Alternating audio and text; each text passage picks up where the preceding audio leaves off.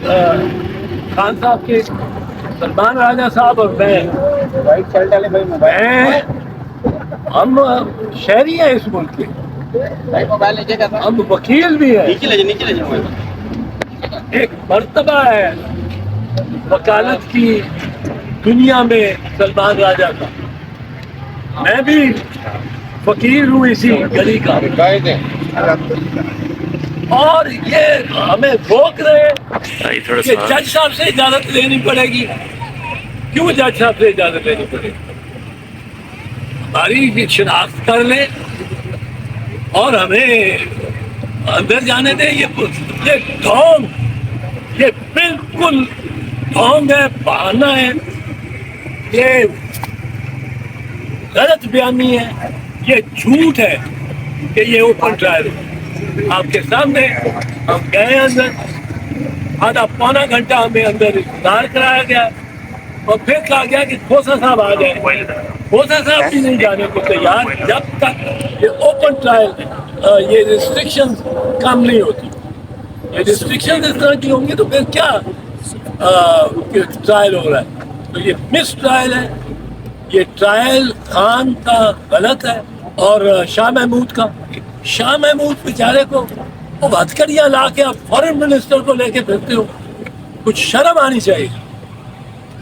تو ہم اب فیصلہ کرتے ہیں کہ ہم دیکھیں، ہر پیشی پر میں یہی شکایت کرتا ہوں کہ ہمارا میڈیا سارا باہر کھڑا ہوا، اور جو من پسند اندر لائے جاتے ہیں ان کو شیشے کی دیوار میں رکھا جاتا ہے اور ان کو وہاں تک آواز نہیں پہنچتی ہے. آواز حتیٰ کہ جب وکلا کے بیٹھنے کی جگہ بنائی ہے اور جو جج صاحب کے آگے وکیل کھڑے ہو کے بحث کرتے وہ وکلا تک نہیں آتی ہے. رشتے دار جو دونوں ماشاءاللہ فارمر پرائم منسٹر اور فارمر فارن منسٹر کی فیملیز آئی ہوتی ہیں، ان کو بھی آواز نہیں سنائی دیتا کچھ بھی. اتنا یعنی فاصلہ ہوتا ہے یا اتنا. میڈیا کو بٹھاتے کس کی ہو اگر انہیں آواز ہی نہیں آتی ہے؟ اور میڈیا بھی وہ اس میں سے اسکریننگ کرتے ہیں. ہماری لسٹ نہیں، ہم لسٹ دیتے ہیں آپ کے نمائندوں کی، آپ سے لکھوا کے، ان کو نہیں بلایا جاتا. اور ہر پیشی پر ہم یہی کہتے ہیں.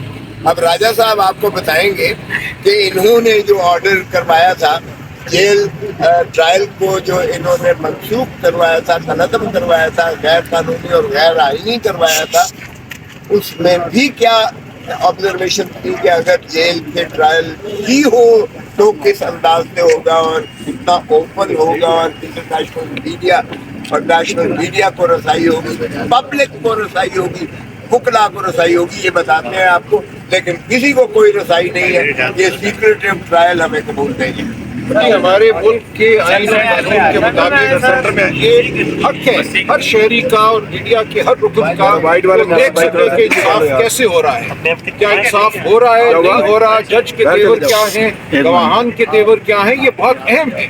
بند کمرے میں تاریکی میں ٹرائل نہیں ہوتا، اور یہی فیصلہ اسلام آباد ہائی کورٹ نے دیا. اور وہاں بھرپور انداز میں یہ کہا گیا، اسلام آباد ہائی کورٹ نے کہا کہ اگر کسی وجہ سے سیکیورٹی کے کوئی ٹھوس آپ کے پاس شواہد ہوں، ان کی بنیاد پہ اگر آپ کو جیل میں بھی ٹرائل کرنا ہے تو میڈیا اور عوام کو اجازت ہوگی جو جیل میں آ سکے. اس وقت ہمارے کہنے پر اندر ایک بہت بڑا کمرہ مختص کیا گیا ہے ٹرائل کے لیے، جو آسانی سے 200 لوگوں کو لے سکتا ہے. لیکن گنے ہوئے 8-10 لوگ جو خود یہ پلانٹ کرتے ہیں، ان کو کہتے ہیں یہ عوام ہے، یہ پبلک ایٹ لارج ہے. میڈیا کے 3-4 لوگوں کو آنے دیتے ہیں، ان کو بھی ایک شیشے کے پیچھے بٹھاتے ہیں، فیملیز کو دور بٹھاتے ہیں. یہ ڈھونگ رچایا جا رہا ہے. ہم واپس عدالت عالیہ کے پاس جائیں گے. میں خود آج اسی لیے آیا ہوں کہ مشاہدہ کروں یہاں کیا حالات ہیں، اور یہ جو حالات مجھے نظر آئے ہیں یہ سوائے ایک ڈھونگ کے کچھ بھی نہیں ہے. یہ ایک ٹرائل غیر آئینی غیر قانونی طریقے سے ہو رہا ہے، اور عدالت کو اس میں دوبارہ میں سمجھتا ہوں مداخلت کرنا ہوگی، اور ہم واپس عدالت عالیہ اور پھر عدالت عظمیٰ کے پاس جائیں گے. میں ایک منٹ میں مزید بتاتا چلوں. کل 6 گھنٹے کل بٹھا کے، سارا دن بٹھا کے ہماری بحثیں سننے کے بعد ہم نے کہا جناب آپ کو کیا جلدی ہے؟ سائفر کیس کی بات کر رہا ہوں. آپ کو کیا جلدی ہے؟ ابھی تو تفصیلی فیصلہ بھی نہیں آیا ڈویژن بینچ کا. تفصیلی فیصلے کے پہلے دیکھ تو لیں.